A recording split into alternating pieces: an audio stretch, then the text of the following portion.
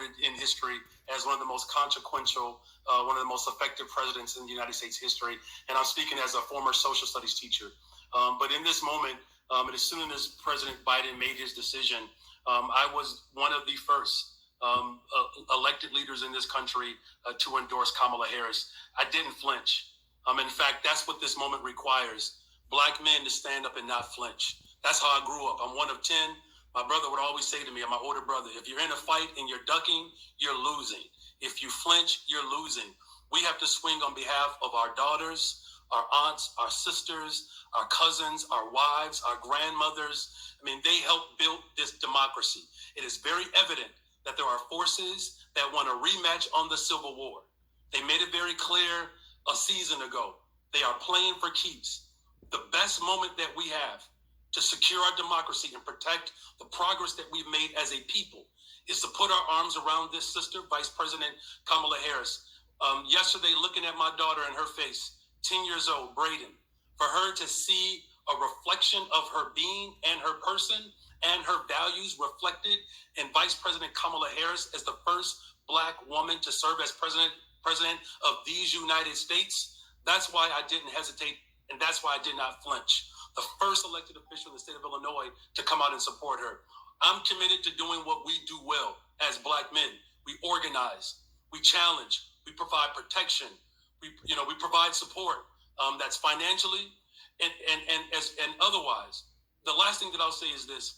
Her commitment to a few things that we've been working on in Chicago, her commitment to making sure that we have real investment for behavioral health, mental health services for our young people in our schools, $285 million, 14,000 clinicians around the country. That's why I'm supporting her. I just passed a $1.25 billion investment for housing, affordable housing, and economic development. Her position, securing $12 billion for Californians when in her other capacity, and what she has done as vice president around affordable housing is why I'm also supporting her. And then the last thing is this.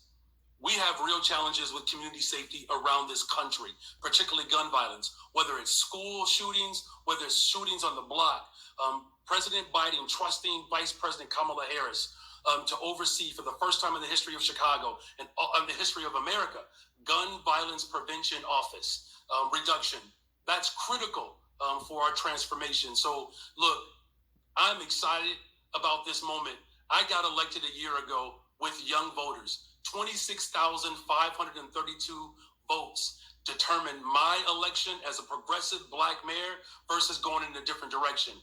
27,000 new voters voted in April of last year, all under the age of 34. The tide is shifting. Let's make sure that we build an America that works for working people and that person that actually helped transform our country. Coming out of the city of Chicago with this convention, and I expect all of you brothers to show up as well, because this is the city that said, keep hope alive. This is the city that said, yes, we can.